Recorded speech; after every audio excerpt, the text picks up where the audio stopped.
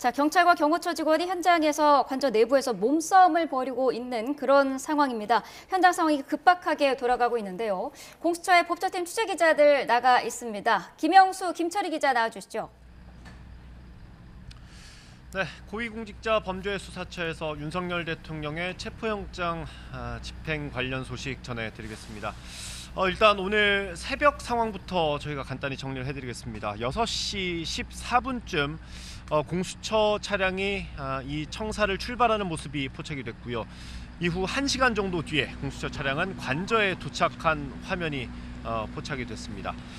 이후 7시 53분쯤 수사관들이 내려서 경호처와 협의하는 모습이 보였고요.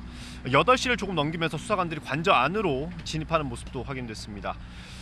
공수처에서 체포영장 집행 사실을 공지한 것도 이쯤입니다. 8시 한 4분쯤 공수처가 체포영장을 집행하고 있다라고 공지를 알려왔고요. 체포영장 집행은 저희 취재 결과 이대환 부장검사가 하는 것으로 파악됐습니다. 근데 현장에서 관저 진입을 두고 경호처가 막아서고 있다는 소식이 전해지고 있습니다. 경비 초소까지는 들어갔는데 그 다음 단계에서 아마 경호처가 막아서고 있고 공수처, 경찰 그리고 경호처 간의 대치가 이어지고 있는 상황으로 보입니다.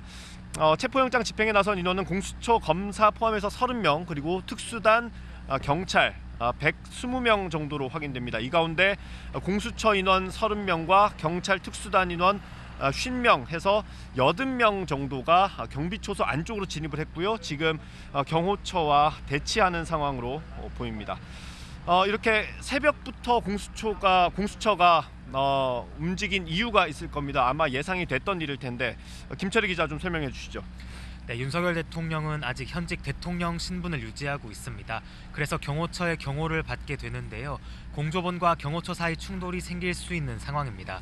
조금 전에도 화면에서 보셨던 것처럼 일부 충돌이 우려되는 상황이 포착이 됐는데요. 그래서 공조본은 앞서 경호처에 경고하는 공문도 보냈습니다.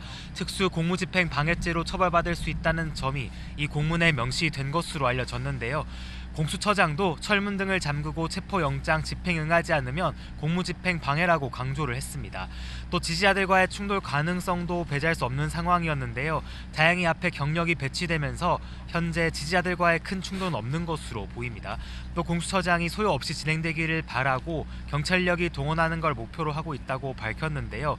현재 2,700명 정도가 동원된 상태인데 현장에서 잘 조치될 것으로 보이긴 하지만 다치는 사람이 나와서는 안 되겠습니다. 네, 아까 말한 대로 부장검사가 직접 이 현장에 갔고요. 체포영장을 집행을 하게 되면 직접 미란다 원칙을 고지하고 사본을 전달하고 또 체포영장에 대한 사유도 설명할 것으로 예상이 됩니다. 저희가 현장에서 확인한 추가 소식을 좀 설명해 드리면요. 정문 쪽 화면을 좀 보여주시면 좋겠습니다. 관련 소식이라서요. 저희가 앞서 경호구역 좀 안쪽으로 들어갔다고 말씀드렸는데 경비초소 안쪽으로 일부 인원이 들어갔다고 말씀드렸는데 그 안쪽에도 차량으로 2차 저지선이 구축된 걸로 보입니다. 그래서 여기에서 아마 공수처 인원 그리고 경찰 인원 그리고 경호처 인원 이렇게 대치를 벌이고 있는 상황으로 추정이 되고 있습니다. 다시 한번 전해드리면요.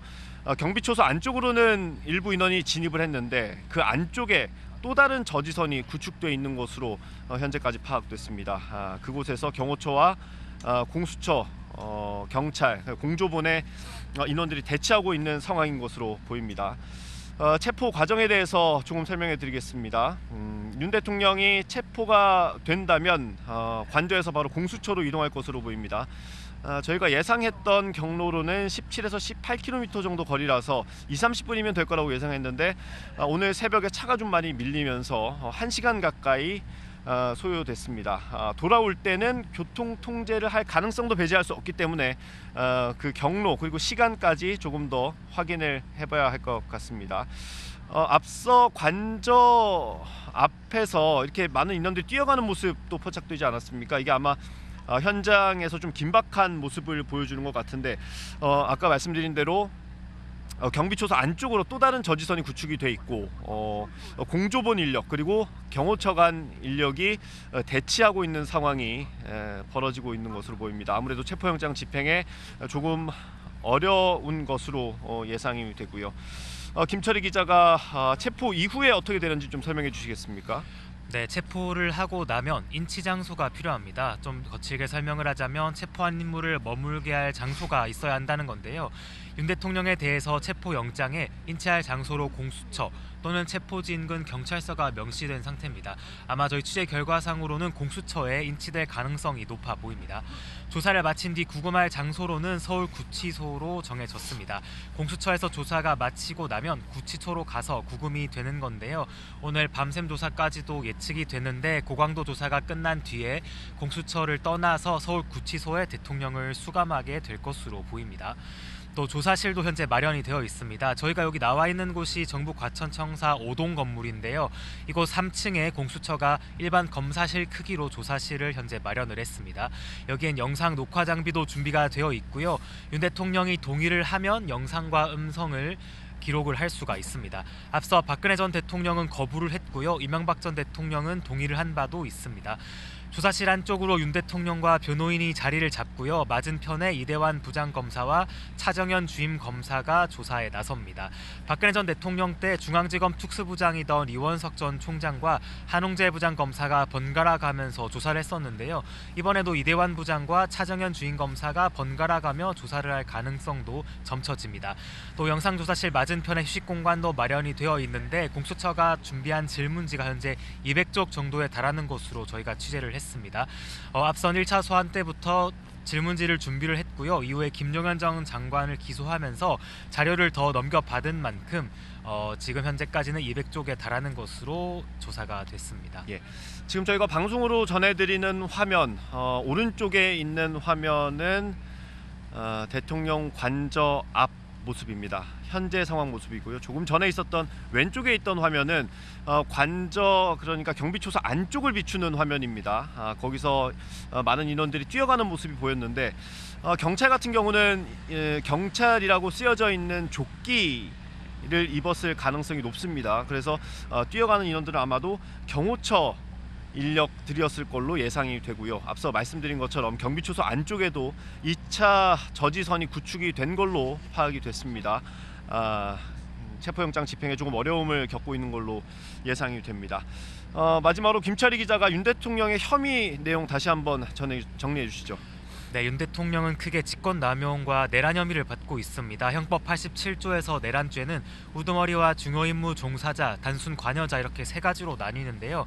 대통령이 해당되는 우두머리 같은 경우에는 사형 또는 무기징역, 무기금고에 처할 수 있도록 하고 있습니다. 윤 대통령은 이 가운데 우두머리 혐의가 적용이 된 것으로 확인이 되고요. 서부지법에서 체포영장을 발부하면서도 영장에 내란 수괴, 내란 우두머리 혐의를 정확하게 명시를 했습니다. 이 때문에 현직 대통령이긴 하지만 사형 또는 무기징역까지도 처해질 수 있는 중범죄에 현재 해당합니다. 불소추 특권이 있기는 한데요. 내란과 외환 범죄에는 해당하지 않는 만큼 만약 혐의가 인정이 되면 중형 선고가 불가피할 것으로 보입니다. 네, 저희가 새벽부터 관련 소식을 전해드렸고요. 공수처 차량이 여기서 출발한 게 6시 10분. 그때부터 따져보면 지금 3시간이 조금 넘었습니다. 경비초소 안쪽으로 진입하고도 경호처와의 대치가 이어지고 있는 상황이고요. 사상 초유의 공권력끼리의 충돌, 물리적인 충돌은 없었으면 하는 바람입니다. 지금까지 공수처에서 전해드렸고요. 상암동 스튜디오 나와주십시오. 네, 현장 상황 연결해서 들어봤습니다. 다시 한번 정리를 해드리면요. 지금 경찰과 경호처 직원이 관저 내부에서 일부 몸싸움이 있었던 것으로 확인이 됐고요. 한남동 관저 안으로 경찰 인력이 추가로 진입이 된 상태입니다. 자, 경호처는 관저 내부에 차량으로 2차 저지선을 구축을 했습니다.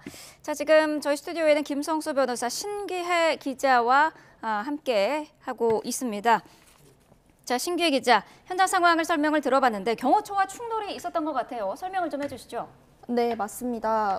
우선 오늘 한남동 관저 체포영장 집행에 투입된 인원은 공수처 30명, 그리고 경찰 특수단 120명 등 150명이고 최초로 관내에 진입한 인원은 80명 정도입니다. 그리고 네. 남은 경찰 70명 정도가 밖에서 대기를 하고 있었는데 밖에서 대기하던 인원들이 이제 출입문 안으로 이제 진입을 하는 과정에서 경호처 직원들과 밀고 밀리는 식으로 몸싸움을 하는 것이 저희 카메라에 포착이 됐고요. 예. 그리고 그 안쪽에도 관저로 진입하는 도로 안쪽에도 버스 같은 거로 2차 저지선을 세워둔 것이 확인이 됐습니다. 네. 자, 조금 전에 들어온 대통령 경호처 관계자에 따르면은 대치 중인 상황은 맞다. 하지만 지금 몸싸움 여부는 파악되지 않고 있다라고 밝혔습니다. 대치 중인 상황은 맞다라는 건데요. 출입문을 지나서 올라가면 관저로 들어가는 진입로가 있는데 여기 관저 진입로 정문이 별도로 있는 곳에서 경찰과 경호처가 대치 중인 상태로 알고 있다. 하지만 몸싸움, 충돌 상황인지까지는 정확하게 파악이 안 되고 있다라는 게 대통령 경호처 관계자의 얘기입니다. 네. 자, 그리고 화면에서 조금 전에는 어떤 그 군용 특수 차량 같은 그런 차량도 화면에 잡힌 바가 있었는데 지금 이 대통령 경호처 관계자에 의하면 군부대는 현장에 없다고 합니다. 군부대는 외곽 경계만 하고 있기 때문에 지금 이 현장에는 없다고 합니다. 네, 다시 한번 전해드리겠습니다. 군부대는 지금 현장에 없는 상태고요. 군부대는 외곽 경계만 하고 있다라는 게 대통령 경호처 관계자의 얘기입니다. 그리고 경호처 근무 인원의 충원 여부는 파악이 되지 않고 있다라고 밝혔습니다. 자, 대통령 경호처 관계자의 얘기입니다. 관저 진입로 정문 앞에서 경찰과 대치 중이고 공관촌 출입문 지나서 관저 진입로 정문 앞에서 대치 중이다. 하지만 몸싸움 여부는 파악이 되지 않고 있고 군부대는 외곽 경계만 하고 있다라고 밝혔습니다. 예, 자 변호사님 그렇다면 지금 이 대통령 경호처 관계자의 말만 보더라도 실제로 몸싸움까지는 아니다 하더라도 어찌됐건 저지를 하고 있는 것 아니겠습니까? 공무집행 방해로 이제 해당된다라고 볼 수 있을 것 같은데 처벌 수위가 어떻게 됩니까? 예, 이 처벌 수위 같은 경우에 이제 형법 136조에 공무집행 방해에 대한 규정이 있습니다. 이 직무를 집행하는 공무원에 대해서 폭행 또는 협박을 통해서 이 방해를 한 경우에는 5년 이하의 징역 또는 1천만 원 이하의 벌금형을 규정을 하고 있습니다. 예. 그리고 이게 특수 공무 방해에 해당할 수 있다는 이야기가 나오지 않습니까? 그렇다면 이 특수 공무 방해 같은 경우에는 144조에 해당이 되는데 단체 또는 다중의 위력을 통해서 이 부분 방해를 한다거나 위험한 물건을 휴대하고 하는 경우에 이제 이 특수 공무 방해가 될 수가 있고 예. 이 경우에는 앞서 말씀드린 형의 2분의 1까지 가중이 가능합니다. 그리고 만약에 이 특수 공무 방해 상황에서 만약에 그 관련 상해가 발생하는 경우에는 예. 3년 이상의 유기징역까지도 이제 처벌이 될 수가 있기 때문에 예. 이 부분 굉장히 쟁점이 될 수가 있을 것으로 보이고 또 이제 현재 공수처에서는 기존에 형법 123조에 직권남용 권리행사 방해 부분도 이제 쟁점이 될 수가 있다라고 이야기를 했었기 때문에 만약에 이 부분이 해당이 된다라고 한다면 5년 이하의 징역이나 10년 이하의 자격정지, 1,000만 원 이하의 벌금까지도 규정이 돼 있어서 그 여러 가지로 법적으로 어디에 해당할 수가 있는지 이것이 쟁점이 될 수가 있을 것 같습니다. 예. 네, 자 신규 기자, 공수처 같은 경우는 체포영장 집행하기 전에 경호처 충돌을 우려해서 경찰 기동대와 협력도 하기로 하지 않았습니까?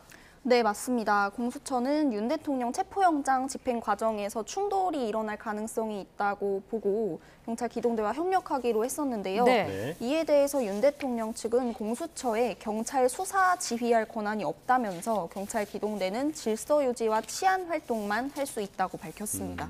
기동대가 체포나 수색영장 집행에 나설 경우에 윤 대통령 입장에서 보기에 그것은 불법이므로 경호처나 시민 누구나 업무방해 또는 직권남용으로 체포할 수 있다 이런 식으로 경고를 한 겁니다. 네. 앞서 예. 윤 대통령은 새해 첫날에 대통령 관저 앞에 모인 지지자들에게 A4 한 장 분량의 메시지를 서명을 담아서 전달을 하기도 했는데요. 네. 주권 침탈 세력과 반국가 세력의 중동으로 대한민국이 위험하다면서 나라를 지키기 위해 끝까지 함께 싸울 거라고 밝혔습니다. 체포영장 집행 사실이 알려지면서 많은 인파가 관저 앞에 모여 있는데요. 매일 집회가 벌어지고 있고 점점 긴장감이 고조되는 만큼 현장 혼란이 매우 우려되는 상황입니다. 네. 예. 자, 변호사님, 공수처장이 경호처가 막아서면 공무집행 방해죄를 적용할 수 있다고 경고를 한 바 있고요.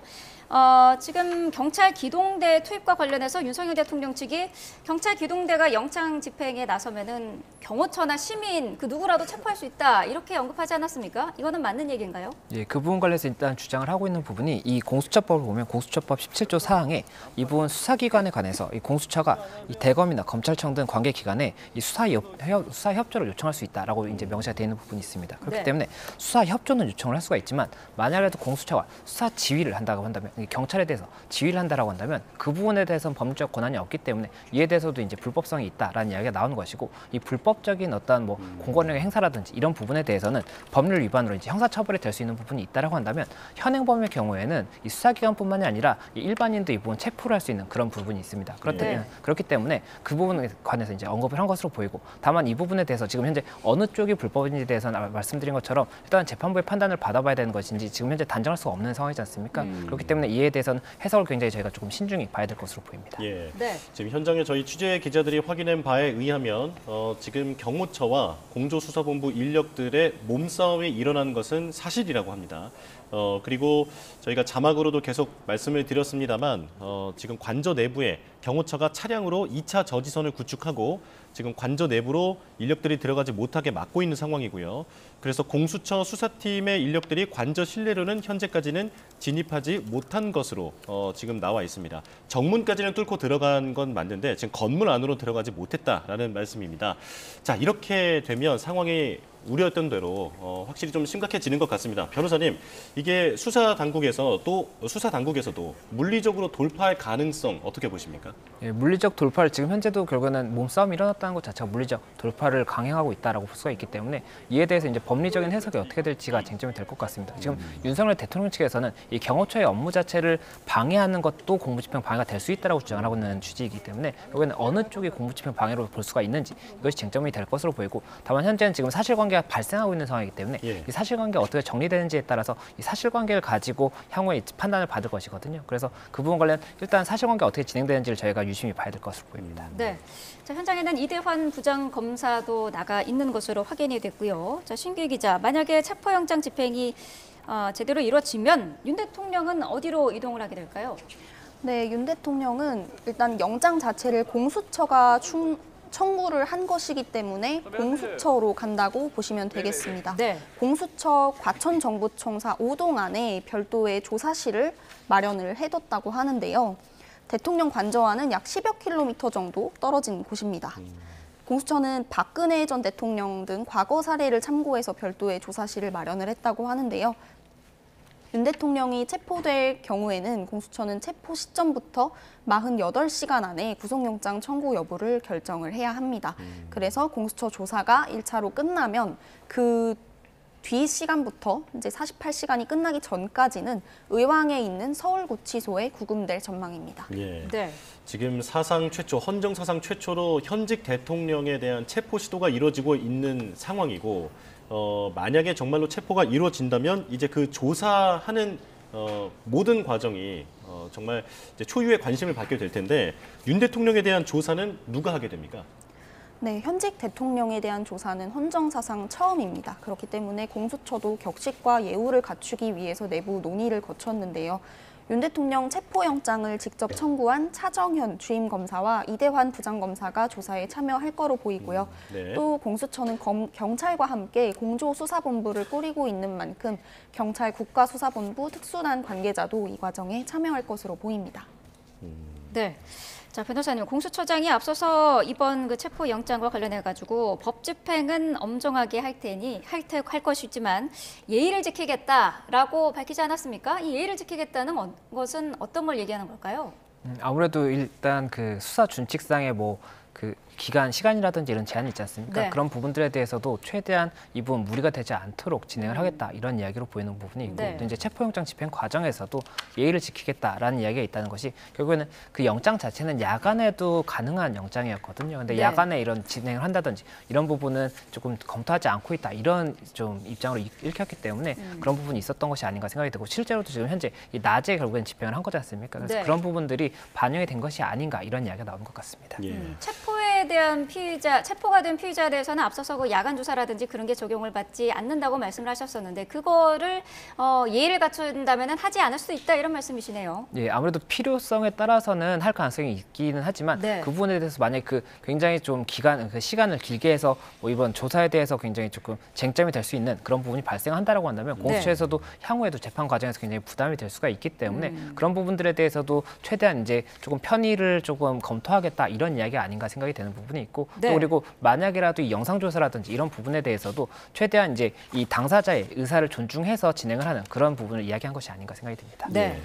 자, 그런가 하면 지금 대통령 측에서도 이게 불법이다라고 하는 입장이 나왔고 권성동 원내대표도 현직 대통령에 대한 무리한 체포 시도다. 그런 것들은 자제해야 된다. 여러 가지 메시지가 나왔는데 민주당은 권성동 원내대표를 비롯해서 나경원 의원까지 지금 내란 선동 혐의로 고발한다라는 입장입니다. 자, 내란 선동, 내란 선전 이건 어떤 죄가 되는 겁니까? 예, 이 내란죄와 별도로 이제 내란 선동이나 선전 같은 경우에는 내란에 대해서 선동을 하는 그런 행위가 있을 수가 있지 않습니까? 그럼 그 부분에 대해서는 이제 별개의 죄가 성립이 될 수가 있는 것이고 지금 현재 이런 내란과 관련한 지금 쟁점이 있는 부분에서 이 부분 관련해서 뭐 굉장히 지지를 하는 그런 부분 자체가 내란의 선동에 해당할 수 있다라는 것이 이제 민주당 측의 주장인 것으로 보이고 예. 그에 근거해서 이 부분에 대해서 이제 법적으로 위반의 소지가 있기 때문에 뭐 고소라든지 고발을 통해서 이 부분 법리적인 쟁점을 판단해 보겠다 이렇게 주장을 하는 것으로 생각이 됩니다. 예. 네. 자, 신규 기자, 윤석열 대통령에게 적용된 혐의가 직권남용 그리고 내란 혐의입니다. 구체적인 범죄 사실을 정리를 한번 해주시죠. 네, 말씀하신 것처럼 윤 대통령은 직권남용, 내란 수괴 혐의를 동시에 받고 있습니다. 비상계엄이 선포된 지난해 12월 3일 국회와 선관위에 계엄군과 경찰을 보내는 등 독립된 헌법기관의 기능을 마비시키기 위해서 폭동을 일으켰다는 겁니다. 먼저 윤 대통령이 계엄을 선포한 직후에 발표된 포고령 제1호를 보면 가장 먼저 정치 활동을 금지하고 있습니다. 네. 이를 위해 국회를 봉쇄하고 우원식 국회의장과 이재명 민주당 대표, 한동훈 당시 국민의힘 대표 등 주요 정치인들을 체포하도록 지시한 정황이 드러났는데요. 윤 대통령이 직접 총을 쏴서라도 문을 부수고 들어가서 국회의원들을 끌어내라고 지시를 했다거나 계엄을 2번, 3번 선포하면 된다고 말했다는 증언이 쏟아져 나왔습니다. 특히 최근에 검찰이 구속 기소한 김용현 전 국방부 장관이나 여인형 국군 방첩사령관 등의 공소 사실을 살펴보면 대통령이 직접 개입한 정황들이 있습니다. 네. 네. 자, 여기에 대한 대통령 측의 입장도 정리를 해주시죠.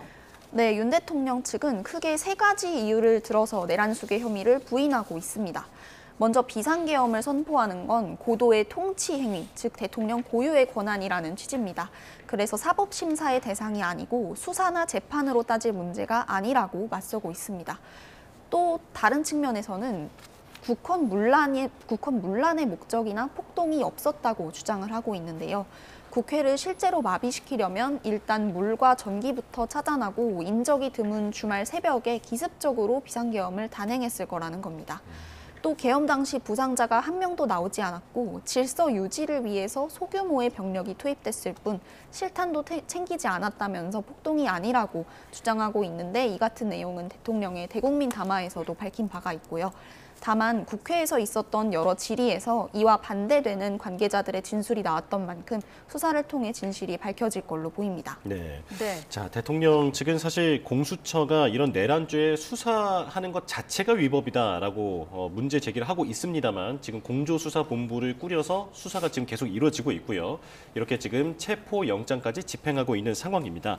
자, 이렇게 수사가 마무리된다 하더라도 공수처는 결국은 기소권은 없는 것은 분명한 사실이기 때문에 수사를 마무리한 뒤에 검찰로 이첩을 해야 하는 상황인 거죠? 예, 맞습니다. 공수처법에 보면 이 공수처가 기소할 수 있는 부분에 대한 규정이 있습니다. 그런데 그 부분 보면 대통령에 대해서는 기소할 수 있는 부분이 빠져 있다라고 볼 수가 있거든요. 그렇다 보니까 기소 과정에서는 결국에 공수처가 수사를 마친 다음에 검찰로 다시 사건을 이제 보낸 이후에 검찰에서 기소를 하는 과정이 있어야 되는 것이고 그 부분 관련해서 만약이라도 이제 구속 상태에서 진행이 된다라고 한다면 20일 동안 이제 기간이 있지 않습니까? 그러면 검찰 측과 이 공수처 측에서 이 부분 관련해서 조금 기간을 나눠서 검찰 측에서 다시 한번 검토하는 시간이 있을 수가 있기 때문에 예. 이런 부분에 대한 조율이 가능할 부분이 있지 않을까 생각이 듭니다. 네. 자, 지금 합참에서 알려온 속보인데요. 공수처가 체포영장 집행을 하지 못하고 군 경호부대와 대치 중이다라고 밝혔습니다. 자, 이 대치부대는 경호처가 통제하는 경호부대라고 강조를 했습니다. 자, 자, 체포영장을 공수처가 지금 집행을 하지 못하고 군 경호부대, 경호처가 통제하는 경호부대와 현재 대치 중이다라고 합참이 조금 전에 밝혔습니다. 자, 지금 저희가 상황을 보여드리고 있습니다만은 관저 앞에 오늘 새벽부터 수백 명이 이제 결집이 돼 있는 상태고 영장 집행 과정이 전해드리는 것처럼 과격해지면서 집행영장의 충돌 우려도 커지고 있는데요. 변호사님, 집행 현장에서 구체적으로 어떤 행동이 금지되는 것들이 좀 있을까요? 예, 집회 현장에서는 일단은 뭐 도로를 막는다든지 해서 이 질서 유지와 관련해서 위반되는 부분이 있다고 한다면 미신고 집회든 신고 집회든 결국에는 그 부분에 대해서는 뭐 해산 명령이라든지 제재를 할 수 있는 부분이 있습니다. 그렇기 때문에 일단은 지금 현재 어떤 상황인지에 따라서 그 부분 제재 검토가 가능할 부분이 있을 것이고 그리고 이 해산 명령이라든지 이런 부분이 이 몇 차례의 명령을 한 이후에 해산이 실질적으로 집행이 되는 경우가 있기 때문에 이런 부분까지도 아마 그 현장에서 검토를 할 수 있지 않나 생각이 되는 부분이 있습니다. 지금 현장에 나가 있는 시민들은 지금 집회를 벌이고 있기도 하고 그냥 모여 있는 것처럼 보이기도 하는데 지금 집회 신고가 되어 있어야 저 자리에서 지금 저렇게 모여 있을 수 있는 거죠? 예, 아무래도 집회 집시법이 있습니다. 이 집시법에 따라서 집회 신고를 통해서 집회를 하는 것이 원칙이고 미신고 집회의 경우에는 여러 가지로 이제 법리적인 검토가 필요한 부분이 있기 때문에 이 부분은 이제 현재 집회가 신고가 되어 있느냐가 쟁점이 될 수가 있는 부분이 있고 또 만약에 신고가 되어 있다고 하더라도 이 신고 당시의 내용과 다른 부분이 있다라고 한다면 이에 대한 제재도 가능한 부분이 있습니다. 그렇기 때문에 만약에 그 집회 신고가 있다고 하더라도 그 부분 위반되는 부분이 있다라고 한다면 이에 대해서도 현장에서 검토를 통해서 어떠한 제재가 있을 수 있는 상황입니다. 네. 네. 자, 지금 계속 전해드리는 것처럼 지금 현장에서 공수처가 체포영장을 집행하지 못하고 군 경호부대와 대치하고 있는 상황입니다. 합동참모본부는 현재 대치하고 있는 부대가 경호처가 통제하는 경호부대라고 알려온 상황입니다.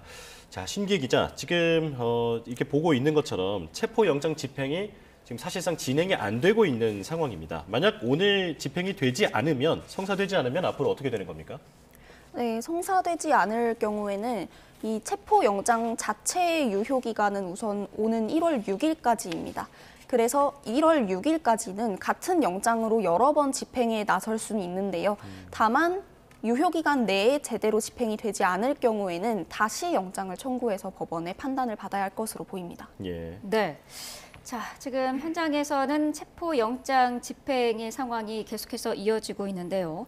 자, 변호사님, 오늘 탄핵 심판 2차 준비기일도 오후에 있지 않습니까?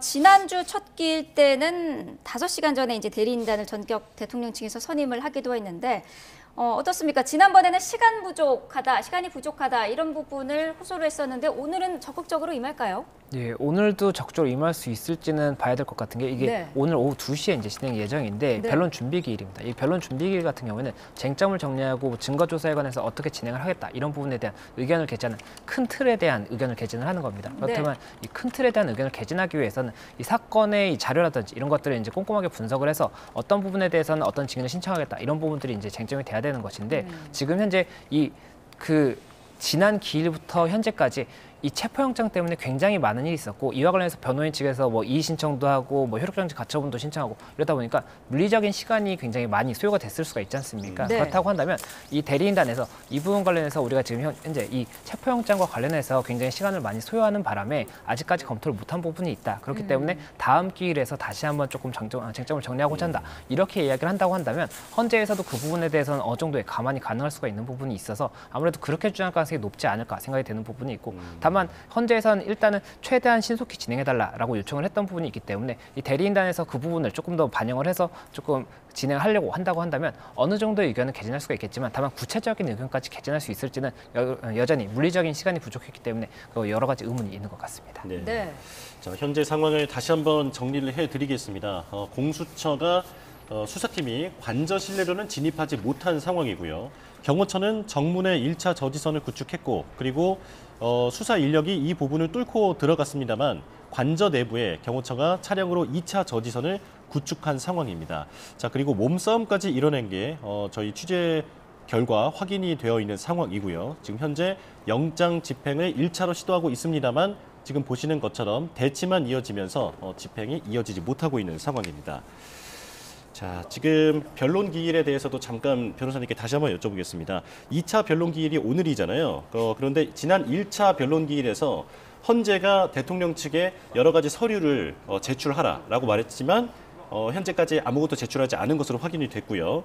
자, 그렇게 된다면 이게 향후 법리 공방에서 이제 헌재가 보기에는 대통령 측에게는 훨씬 더 불리하게 작용할 수도 있는 그런 가능성이 있습니까? 예, 이 변론 준비기일이기 때문에 말씀드렸던 것처럼 이제 쟁점이라든지 이런 여러 가지 의견도 제시를 해야 되는 것이 있고 이제 헌재에서 포고령이라든지 그리고 국무회의 관련 회의록이라든지 이런 부분을 제출하라고 이야기를 했었습니다. 예. 그렇다면 그 부분 제출을 하지 않는다든지 아니면 또 이 쟁점에 대한 의견을 개진을 명확하게 하지 않는 부분에 대해서는 오늘 이 진행 과정에서 이 헌재가 어떻게 볼 것인가가 쟁점이 될 것으로 보입니다. 지금 앞서 말씀드렸던 것처럼 윤석열 대통령 측에서는 이 대리인단이 이 관련해서 여러 가지 법적 쟁점이 지금 최근에 있었기 때문에 이에 대해서 명확하게 준비할 수 없었다라고 주장을 하게 된다라고 한다면 헌법재판소에서 이 부분에 관해서 어느 정도의 수긍이 가능할 것인지 아니면 수긍이 어려울 것인지 이것이 쟁점이 될 수가 있고 수긍이 어렵다라고 한다면 결국에는 헌재 입장에서는 이 부분이 굉장히 대통령이 재판을 지연하려는 것이 아니냐 이렇게 판단을 할 수가 있는 것이고 그렇게 예. 된다면 향후에 이 절차를 진행함에 있어서 뭐 증인에 대해서 뭐 어디까지 신청을 하겠다 이런 부분에 대해서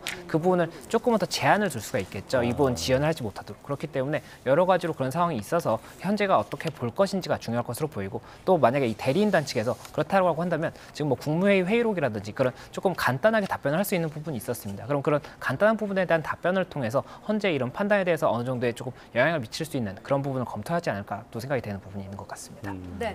자, 저희가 화면 오른쪽으로는 이시각 대통령 관저 정문 앞의 모습을 보여드리고 있고요. 왼쪽으로는 조금 전에 관저 진입 모습을 보여드리고 있습니다. 자, 지금 경찰과 경호처가 한남동 관저에서 격렬히 대치를 하고 있는 상황입니다. 공수처와 경찰, 이 경호처 저지의 관저 정문을 뚫고 이제 정문은 진입을 한 상태고요. 경호처가 관저 앞 정문부터 봉쇄를 했습니다. 1차 저지선을 구축을 했습니다. 자, 경찰은 이 경호처의 관저 정무담 1차 저지선의 봉쇄를 뚫고 통과를 한 상태입니다. 자, 한남동 관저 안으로 경찰 인력이 추가로 진입이 된 상태고요. 관저 내부에서 경찰과 경호처 직원이 일부 몸싸움이 있었던 것으로 취재 결과 확인이 됐습니다. 자, 경호처가 지금 관저 내부의 차량으로 2차 저지선을 구축을 하고 있고요. 경찰과 경호처의 대치가 격화되고 있는 그런 상황입니다. 네. 자, 공수처가 윤석열 대통령에 대한 체포영장 집행에 돌입한 상황 계속해서 설명해 드리고 있는데요. 지금 공수처에 법조팀 취재 기자들이 나가 있습니다. 김영수, 김철희 기자 나와주시죠. 네, 고위공직자 범죄수사처에 나와 있습니다. 윤석열 대통령의 체포영장 집행 관련 소식 전해드리겠습니다. 네, 오늘 오전 상황부터 간단히 정리해드리면요. 공수처가 체포영장 집행에 나선 게 새벽 6시 10분 쯤입니다. 10분을 조금 지나서 14분쯤 차량이 이곳을 출발하는 모습을 포착을 했고요. 이후 1시간 정도 뒤에 공수처 차량이 관저에 도착한 화면이 확인됐습니다. 그리고 7시 53분쯤 공수처 수사관들이 내려서 경호처와 협의를 시작했고요. 8시 조금 넘기면서 수사관들이 관저 안쪽으로 진입하는 게 확인됐습니다. 공수처에서 이때쯤 체포영장 집행 사실을 공지했습니다. 8시 3분쯤 윤석열 대통령의 체포영장을 집행을 시작했다라고 공지했습니다. 체포영장 집행은 이대환 부장검사, 조사에도 참여하는 이대환 부장검사가 하는 것으로 파악됐습니다. 가장 먼저 경비초소를 뚫고 들어갔고요. 저희가 전 시간에 전해드렸던 게 2차 저지선을 만들었다라고 전해드렸었는데 이것도 지금 공조본 수사팀이 통과한 것으로 파악이 되고 있습니다. 체포영장 집행에 나선 인원은 공수처 검사 포함해서 30명, 경찰 특수단이 120명이고요. 모두 150명 가운데 80명 정도가 경비초소 안쪽으로 들어갔고 이후 2차 저지선으로 뚫고 들어갔다는 사실까지 파악이 됐습니다. 지금 계속해서 대치가 이어지는 상황입니다. 관저 안으로 진입됐는지는 아직까지 파악되지 않았습니다. 계속해서 저지선을 뚫고 들어가는 상황이고요. 체포영장 집행 시도 4시간에 가까워지고 있습니다. 이렇게 대치가 이어질 거라고 사실 공수처도 예상을 하지 않았습니까? 네, 맞습니다. 경수처에서도 사실 이러한 상황을 충분히 대비를 해왔는데요.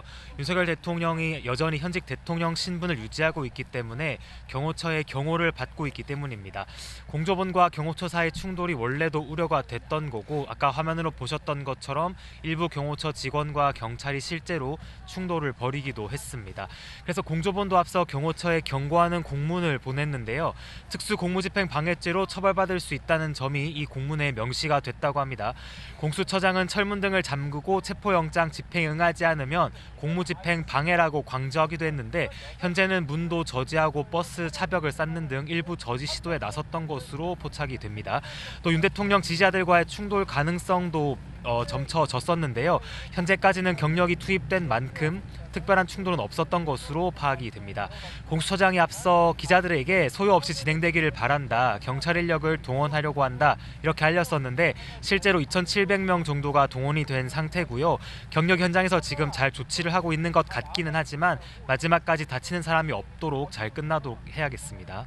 예, 앞서 설명드렸던 걸 다시 한번 말씀드리면요. 경비초소가 있습니다. 경비초소가 1차 저지선이라고 보면 될 것 같고요. 1차 저지선에서 관저까지 한 500m 정도 거리가 된다고 합니다. 이 1차 저지선을 뚫고 들어갔고 그 다음 공조본 관계자들이 2차 저지선을 맞닥뜨렸습니다. 경호처가 구축한 것인데 이 2차 저지선까지 지금 뚫고 들어간 것으로 파악이 되고 있습니다. 2차 저지선을 뚫고 관저에 진입했는지는 아직까지 확인되지 않았습니다. 관저에 가는 데까지 또 몇 차례 대치가 있을지 그것까지는 좀 확인을 해야 할 것 같습니다. 1차 저지선 같은 경우도 경호처가 열어준 건 아니고 경비병력, 그러니까 경찰이 열어줘서 들어간 거라고 파악이 되고 있습니다. 그러니까 종합을 해서 말씀드리면 1차 저지선이 있었는데 1차 저지선 같은 경우는 경찰에 의해서 경찰의 도움으로 들어갈 수 있었다라고 볼 수 있겠습니다. 윤 대통령의 체포가 진행이 된다면 그 과정은 어떻게 되는지 김철희 기자가 다시 한번 설명해 주시죠. 네, 먼저 체포영장을 지금 이대환 부장검사가 원본을 지참하고 관저로 갔을 것으로 보입니다. 그런 다음에 영장을 제시한 뒤에 혐의를 설명을 하고요. 미란다 원칙 등을 고지하게 됩니다. 여기에 체포영장에 대한 사유가 들어있을 것으로 보이고요. 윤 대통령이 체포된 이후에는 이곳 공수처로 이동할 것으로 보입니다. 한남동 관저에서 공수처까지 거리가 대략 17에서 18km 정도가 나오는데요.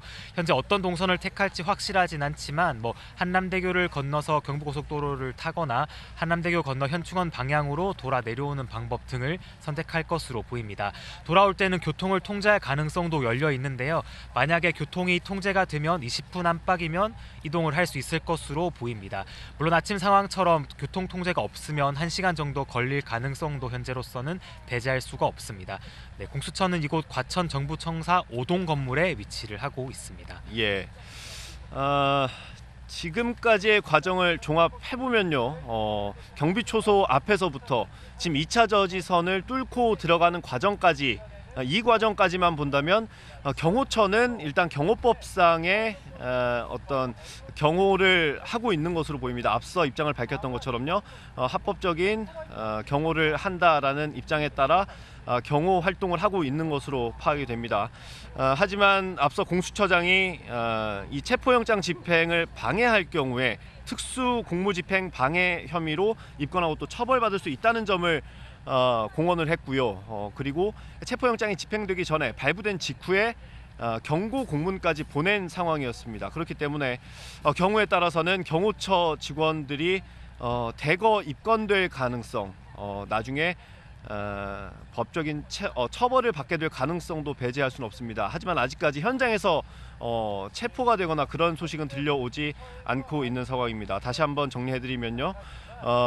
경비초소에 있는 1차 저지선은 경찰에 의해서 열렸고 2차 저지선이 구축이 돼 있었는데 이 2차 저지선은 공조본 수사팀이 뚫고 들어간 걸로 파악이 됐습니다. 안쪽에서 어느 정도의 또 저지선이 있을지는 더 파악이 필요한 상황이고요. 김철희 기자가 체포 이후 상황도 조금 더 구체적으로 짚어주시겠습니까? 네, 말씀하신 것처럼 이 공수처 청사로 대통령을 데리고 오게 되는데요. 체포 뒤에는 거치게 설명했을 때 체포할 인물을 머물게 할 장소, 즉 인치 장소가 필요합니다. 윤 대통령에 대해서는 체포영장의 인치 장소로 이곳 공수처 또는 체포지 인근 경찰서가 명시된 것으로 보이는데 저희 취재 결과로는 이곳 공수처로 인치할 것으로 보입니다. 조사를 마친 뒤에 구금할 장소로는 경기 의왕시에 있는 서울구치소가 정해졌습니다. 공수처에서 조사가 끝나고 나면 구치소 구치소로 가서 구금이 되는 겁니다. 어렵게 신병을 확보한 만큼 체포 이후에는 밤샘 조사까지도 가능성이 있어 보이는데요. 고강도 조사가 끝나고 나면 공수처를 떠나서 구치소로 이동을 하고요. 공수처는 48시간 이내에 체포 뒤에 구속영장을 청구할지 또는 풀어줄지를 결정해야 하기 때문에 현재로서는 높은 확률로 구치소에 기다리다가 영장을 청구할 것으로 보입니다. 또 조사실도 저희가 알아봤는데요. 이곳 건물 3층에 현재 조사실이 마련이 됐습니다. 일반 검사실 크기로 마련이 되어 있고 영상 녹화 장비도 구비가 돼 있습니다. 다만 윤 대통령이 동의를 해야 하는데 박근혜 전 대통령은 거부했었고요. 이명박 전 대통령은 동의한 바가 있습니다. 조사실 안쪽으로 윤 대통령과 변호인 또 이대환 부장검사와 차정현 주임검사가 서로 마주 보고 앉게 되고요. 박근혜 전 대통령 조사를 중앙지검 특수부장이던 이원석 전 총장과 한홍재 부장검사가 수행을 했었는데 이번에도 이대환 부장과 차정현 주임검사가 번갈아 가면서 조사를 할 가능성도 점쳐집니다. 질문지는 약 200쪽이 넘는 것으로 저희가 파악이 됐는데요. 공수처와 경찰이 1차 조사 때부터 100여 쪽에 달하는 질문지를 준비해왔고 이후에 김용현 전 장관이 기소가 되면서 현재는 질문지가 200쪽을 넘는 것으로 저희 취재 결과 확인이 됐습니다. 네, 지금까지 상황 다시 한번 정리를 해드리겠습니다. 앞서 말씀드린 것처럼 새벽 6시 10분쯤 이곳 공수처 청사에서 체포영장 집행을 위해서 공수처 검사를 포함해 수사관들이 출발을 했고요. 현재까지 4시간 가까이 지금 체포영장 집행 시도가 이어지고 있는데 아직까지 관저 안으로 진입하지는 못한 상황입니다. 공수처는 앞서 어제도 사실상 모든 준비는 마친 상태였던 걸로 전해졌습니다. 하지만 여러 시나리오를 검토를 해왔고 아마도 이 경호처와의 충돌, 경호처와의 협의 이런 것들을 많이 고민했을 것으로 보입니다. 이 시나리오들이 아마도 여러 개가 필요했기 때문에 어제 집행하지 못하고 오늘 새벽에 체포영장 집행에 나선 걸로 추정됩니다. 마지막으로 윤석열 대통령의 혐의 정리를 해보겠습니다. 네, 윤 대통령이 현재 받는 혐의가 크게 두 가지입니다. 직권남용과 내란인데요. 형법 87조에서 내란죄는 우두머리와 중요임무 종사자, 단순 관여자 이렇게 세 가지로 나누고 있습니다. 대통령은 여기에서 우두머리에 해당이 되고요. 무기금고 또는 무기징역, 최대 4형까지도 처해질 수가 있습니다. 현직 대통령에게 불소추 특권이 있기는 하지만 내란과 외환 범죄에는 적용이 되지 않거든요. 만약에 윤석열 대통령이 내란 우두머리죄가 인정이 되게 된다면 최소 무기징역, 최대 4형까지 처해질 수 있을 것으로 보입니다. 네, 4시간 가까이 지금 체포영장 집행 시도가 이어지고 있습니다. 1차 저지선은 뚫렸고 2차 저지선까지 공수처 관계자들 그리고 경찰 특수단이 뚫고 올라갔지만 관저까지 갔는지는 현재까지 파악이 되지 않고 있습니다. 경호처가 여러 차례에 걸쳐서 저항하고 있는 상황입니다. 이후에는 경호처 관계자들이 대거 입건될 가능성까지 거론되는 상황입니다. 지금까지 공수처에서 전해드렸고요. 상암동 스튜디오 나와주십시오.